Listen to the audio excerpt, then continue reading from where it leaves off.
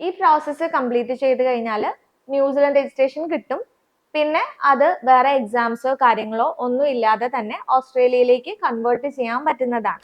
Case manager English test വേണ്ടാതെ തന്നെ IQN theory and OSCE exam attend ചെയ്യാൻ വേണ്ടിയിട്ടുള്ള decision കൊടുക്കുന്നുണ്ട്. എക്സ്പയർ ആയ സ്കോർ ആണെങ്കിലും ആ ഒരു ഓപ്ഷൻ വെച്ചിട്ട് തന്നെ നമുക്ക് പ്രോസസ്സ് കംപ്ലീറ്റ് ചെയ്യാൻ പറ്റുന്നതാണ്. ന്യൂസിലാൻഡ് നഴ്സിംഗ് കൗൺസിൽ അക്സെപ്റ്റ് ചെയ്യണമെങ്കിൽ ഇപ്പം ഓസ്ട്രേലിയയുടെ കേസ് നോക്കുകയാണെങ്കിൽ NMBA അപ്രൂവ്ഡ് ആയിട്ടുള്ള കോഴ്സസ് മാത്രമാണ് ന്യൂസിലാൻഡ് കൗൺസിൽ അക്സെപ്റ്റ് ചെയ്യുള്ളൂ. GCAN ന്യൂസിലാൻഡിൽ അക്സെപ്റ്റഡ് അല്ല.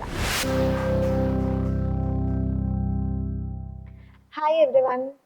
UK, അയർലൻഡ്, കാനഡ, US തുടങ്ങിയ രാജ്യങ്ങളിൽ വർക്ക് ചെയ്യുന്ന രജിസ്റ്റേർഡ് നഴ്സസിന് എങ്ങനെയാണ് ഓസ്ട്രേലിയൻ മൈഗ്രേഷൻ പോസിബിൾ ആവുന്നതെന്ന് നോക്കാം.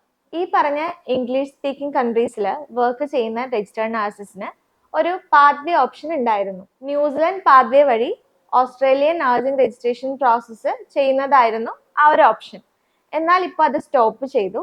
ഇംഗ്ലീഷ് സ്പീക്കിംഗ് കൺട്രിയിൽ വർക്ക് ചെയ്യുന്നവർക്കും ഓസ്ട്രേലിയൻ രജിസ്ട്രേഷൻ എടുക്കണമെങ്കിൽ ഇപ്പോൾ ന്യൂസിലൻഡ് പാത്വേ വഴി നോക്കുമ്പോൾ ന്യൂസിലൻഡ് കൗൺസിലിന്റെ എക്സാംസ് അല്ലെങ്കിൽ ആ ഒരു റിക്വയർമെന്റ് മീറ്റ് ചെയ്യേണ്ടതുണ്ട്. ന്യൂസിലാൻഡ് നഴ്സിംഗ് രജിസ്ട്രേഷൻ കിട്ടണമെങ്കിൽ IQN theory and OSCE practical exam attend ചെയ്യണം. അങ്ങനെയാണെങ്കിൽ മാത്രമാണ് ന്യൂസിലാൻഡിലെ രജിസ്ട്രേഷൻ കിട്ടുകയുള്ളൂ. IQN എന്ന് പറയുന്നത് ഒരു തിയറി എക്സാം ആണ്. OSCE പ്രാക്ടിക്കൽ എക്സാം ആണ്. അത് ന്യൂസിലാൻഡിലെ ക്രൈസ്റ്റ് ചർച്ചിൽ പോയിട്ടാണ് അറ്റൻഡ് ചെയ്യേണ്ടത്. വിസിറ്റിംഗ് വിസയിലായിരിക്കും പോകേണ്ടി വരിക.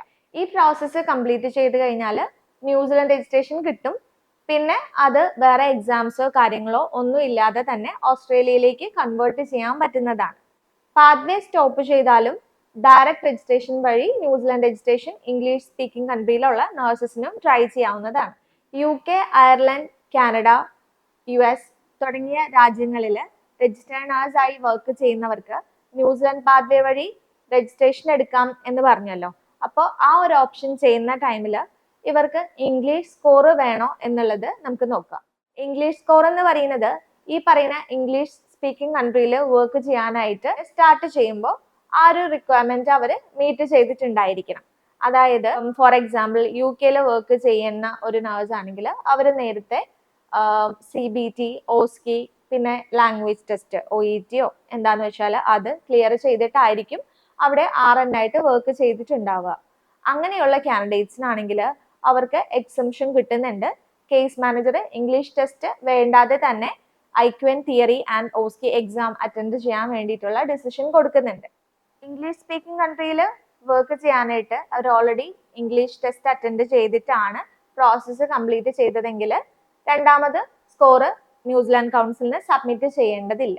എക്സ്പയർ ആയ സ്കോർ ആണെങ്കിലും ആ ഒരു ഓപ്ഷൻ വെച്ചിട്ട് തന്നെ നമുക്ക് പ്രോസസ്സ് കംപ്ലീറ്റ് ചെയ്യാൻ പറ്റുന്നതാണ്. ഇനി ഇതല്ലാതെ കുറെ നഴ്സസ് ബാച്ചിലർ ക്വാളിഫിക്കേഷനോ അല്ലെങ്കിൽ GNM ഒക്കെ ക്വാളിഫിക്കേഷൻ ഉള്ള ആളുകളായിരിക്കും.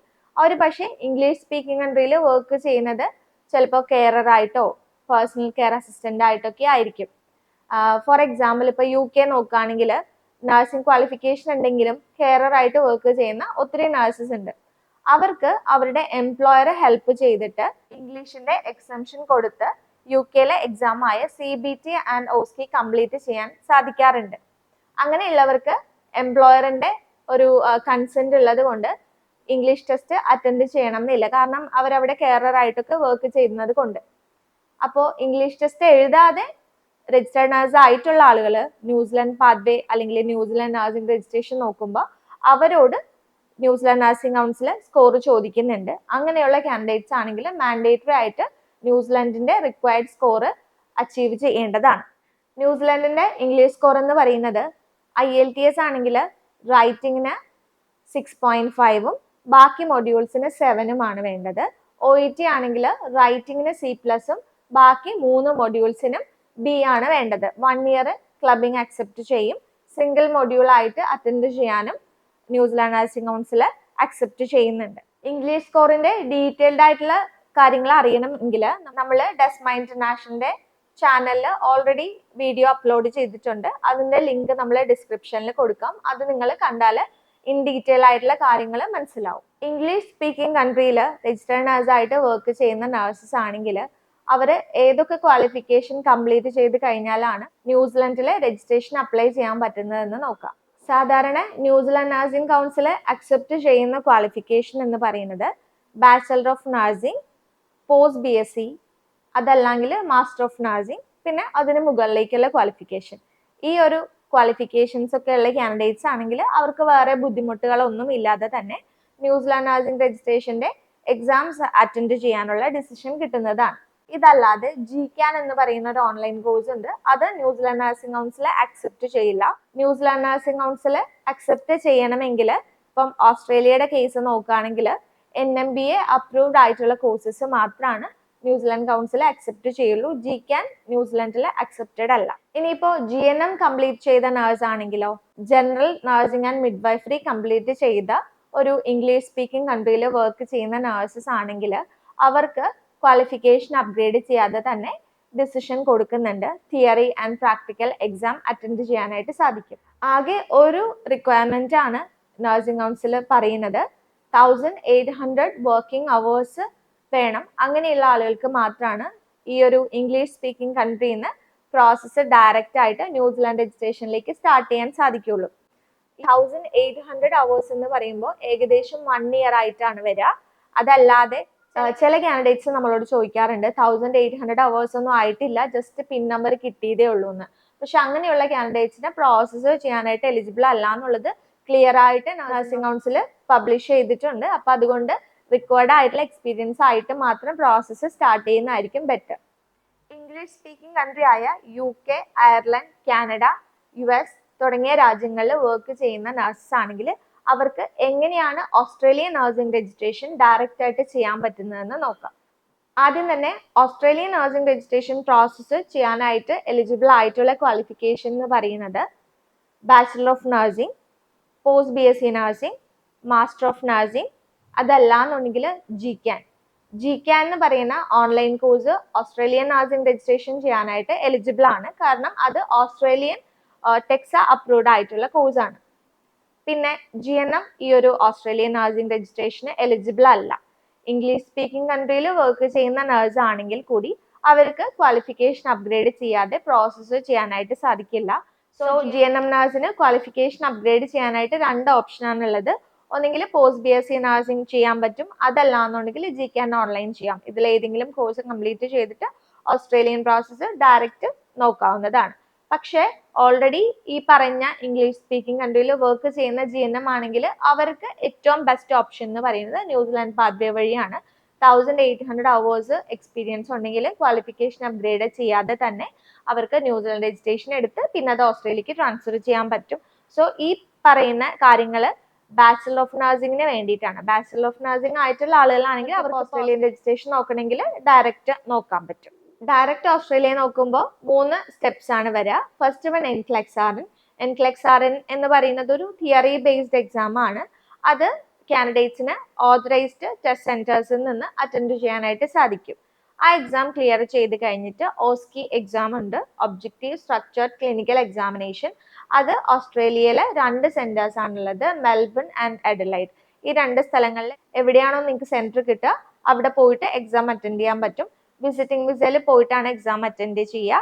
എക്സാം അറ്റൻഡ് ചെയ്ത് 2 മന്ത്സിനുള്ളിൽ റിസൾട്ട് വന്നു കഴിഞ്ഞിട്ട് ഫൈനൽ പേപ്പർ വർക്കിന്റെ സമയത്താണ് ഇംഗ്ലീഷിന്റെ സ്കോർ ആവശ്യം വരുന്നത്. ഇംഗ്ലീഷിന്റെ സ്കോർ എന്ന് പറയുമ്പോഴേക്കും ചില കേസിൽ ഈ പറയുന്ന ഇംഗ്ലീഷ് സ്പീക്കിംഗ് കൺട്രിയിൽ ഓൾറെഡി വർക്ക് ചെയ്യുന്ന നഴ്സസ് ആണെന്നുണ്ടെങ്കിൽ അവരുടെ സ്കോർ എക്സ്പയർ ആയിട്ടുണ്ടെങ്കിലും ആപ്ര കേസ് മാനേജർ എക്സംഷൻ കൊടുക്കുന്നുണ്ട്. അത് നമുക്ക് പ്രോസസ്സ് ചെയ്യുന്ന സമയത്ത് ലാസ്റ്റ് സ്റ്റേജിൽ പഴയ സ്കോർ ഉള്ളത് സബ്മിറ്റ് ചെയ്ത് നോക്കിയിട്ട് ഓക്കെ ആണെങ്കിൽ വിത്തൗട്ട് സ്കോർ നമുക്ക് ബാക്കി കാര്യങ്ങൾ പ്രൊസീഡ് ചെയ്യാനായിട്ട് സാധിക്കും. പക്ഷെ ലാസ്റ്റ് സ്റ്റേജിലാണ് അറിയാൻ പറ്റുള്ളൂ.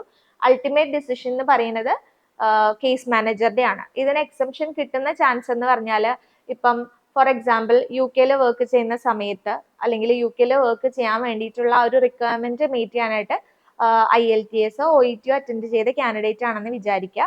അവർക്ക് ഓസ്ട്രേലിയൻ റിക്വയർഡ് ആയിട്ടുള്ള സ്കോറും ഉണ്ടെങ്കിൽ ഓൾറെഡി സ്കോർ എക്സ്പയർ ആയി പോയതാണെങ്കിലും അവര് രജിസ്റ്റേർഡ് നേഴ്സ് ആയിട്ട് ഇംഗ്ലീഷ് സ്പീക്കിംഗ് കൺട്രിയിൽ വർക്ക് ചെയ്യുകയാണല്ലോ. സോ ആ ഒരു കണ്ടീഷൻ വെച്ചിട്ട് ചിലപ്പോൾ വേവ് ചെയ്ത് കിട്ടാറുണ്ട്, എക്സംഷൻ കിട്ടുന്നുണ്ട്. അങ്ങനെയുള്ള കേസ് ആണെങ്കിൽ ഇംഗ്ലീഷ് ടെസ്റ്റ് ഇല്ലാതെ തന്നെ ഓസ്ട്രേലിയൻ രജിസ്ട്രേഷൻ എടുക്കാൻ പറ്റും. പക്ഷെ ഇതിന്റെ ഡിസിഷൻ എന്ന് പറയുന്നത് കേസ് മാനേജറുടെ ആണ്.